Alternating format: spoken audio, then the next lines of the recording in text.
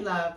Welcome back to another episode of Lessons from Behind My Chair. I'm your host, Angela B. Fuller, Master Hairstylist turned Certified Life Coach. Today we have another juicy episode lined up for you because you know I love to bring it, and I'm not bringing a dry information. I'm not going to bring never bring a dry episode. So today we have a juicy episode lined up for you, and I think you're going to get something from it. I know at least I did in preparing for it. But before we dive in, you know we always have a pop question, and the pop question always gives you something to think about because it leads into the episode. So it just keeps you on your P's and Q's, always listening, always thinking, always trying to find a way to make it all make sense. So here we go. So my pop question today is, what holds you back from sharing your expertise? What holds you back from sharing your expertise? Because so many times we find ourselves, I know at least I do, I find myself gathering information. I sometimes have to wonder if I'm a information junkie. You know, I'll be the first to admit, because there are times I gather information through courses. I take a course, then immediately after that course is over, I let the information kind of just sit with me a little bit, and then I'll go online or I'll listen to a podcast or I'll see somebody advertising something and I say, that sounds interesting. That will add to the course I just took, and I take another course. Or I'll hear about a seminar. Ooh, I want to go to that seminar. I'll jump on that seminar. I hear about this master class. I hear about this webinar. And next thing you know, within a span of 2 months, I've taken a course, I've taken a master class, I've taken a challenge. And before you know it, it's so much information that I struggle with just putting it all together to help it make sense to teach it. And so what do? I take another course that will help me, so I think, teach me how to teach the course that I just took. And so next thing I know, I'm doing nothing. I've gathered all this information, but no action is taking on it. And I had to think about that thing for a second. And I went so far back as to, I remember when I was very, very, very young. Being the youngest person of 10 children, the youngest child of 10, I always felt like I had to fight so hard so my brothers and sisters can hear my voice. I had to work really hard to get them to listen, get them to hear me, get them to move on what I was saying. And so what I did to compensate for being the youngest, I would read books. Nobody knows about this, I'm sure, but encyclopedias. That's an episode for another day.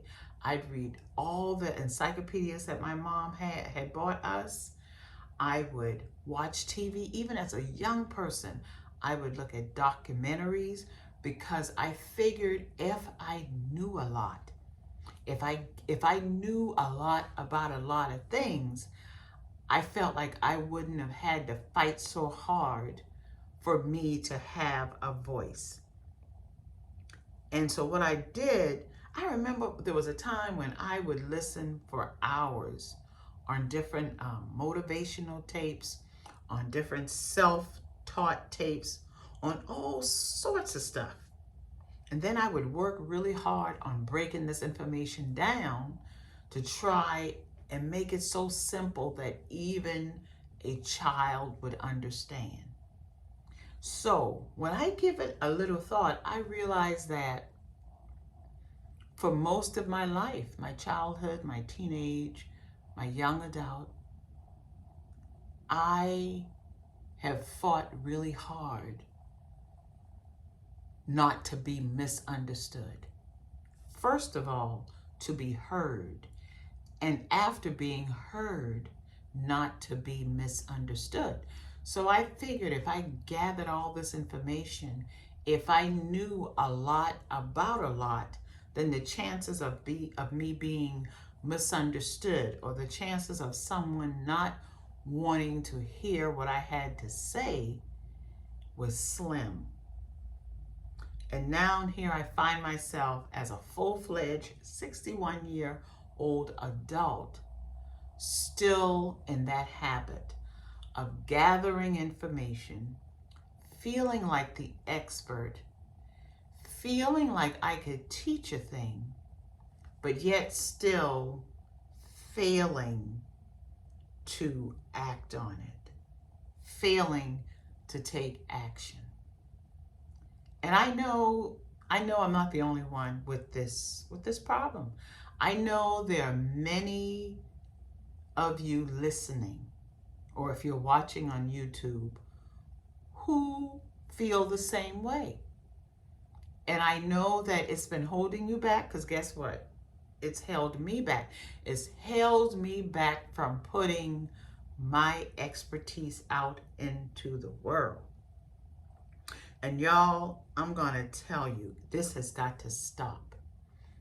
And the thing is, I know for all you entrepreneurs out there, I know you struggle with this too, because when we are entrepreneurs, a lot of times, especially small businesses, we are solopreneurs, meaning we run the entire gamut of the business from A to Z. We have to know information. We have to know this information because we don't always have the revenue to pay someone else. So we find ourselves doing it ourselves, trying to make something work, doing it ourselves to try to get people to understand where we're coming from. And especially as a hairstylist over the past 30 plus years, my clients, they depend on me for answers. They depend on me for information far beyond hair. It goes deeper beyond their hair. And with my transformation life coach certification, of course I get bombarded with questions. Of course I get bombarded with concerns that they have, and that they're looking for answers. They're looking for someone to help them figure their life out. And so with all this expertise that I have and that many of you have out there, why in the world aren't we putting our expertise out into the world in the form of some kind of package, in the form of some kind of course, in the form of some type of masterclass? I think it's because we are afraid of being imperfect. I think along with being an information junkie, we struggle with perfectionism. And I can't tell you enough times that perfection does not exist. It doesn't exist for you, and it doesn't exist for me. We have got to find a way, y'all, to take all that we know, to sit ourselves down in a chair, to sit ourselves down at a computer and get all this information in an organized outline way. We've got to be able to get it out of our heads and into our fingers for typing, or out of our mouths in a way that we trust ourselves. Now, I'm not saying that's easy, because I know habits are hard to break. I'll be the first to say it. But until we, like, if you go back and listen to the last episode, I talked about being okay, giving yourself permission to be a C student. Go back and listen to that episode. We have got to truly act on that episode. It's okay to be a C student. If you are a person who is a perfectionist, let me tell you something. How about perfect not being a perfectionist? How about we go to work on not being so perfect so that we can really find a way, the right way, through trial and error of improving something that we need, that we feel needs to be improved upon. Because there's nothing wrong with wanting something to be the best that it could be. But the only way for it to be the best that it can be is for us to get feedback and for us to get opinions from the very same people who are looking to us for answers. And another thing I have learned to do that has made it easier for me to put my expertise out into the world is I try not to make it about me. I was listening to this analogy the other day. I think it was David Shands from Social Proof Podcast. It was either from his Social Proof Podcast or from his morning meetup group. And he was talking about something that he read about if you were a person in a town that town was experiencing a drought and you were the only person in that town with water, would you try and keep that water? You had an unending supply of water whereby the rest of the town was experiencing a drought. Would you keep that water to yourself?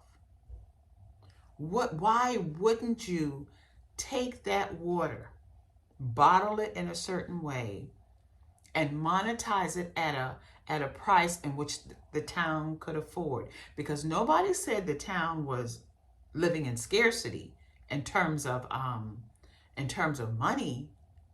The town just, there was a drought. So why wouldn't you take the water that you have, monetize it in such a way where the people who needed that water could get it? It's the same thing with the information or the expertise that you may have within you, the knowledge you have within you, the gifts that you have within you. Someone needs it. And it's selfish of us to hold back when there are people who are willing to pay for what we have so that their lives can be better. And when I looked at it that way, it made me feel less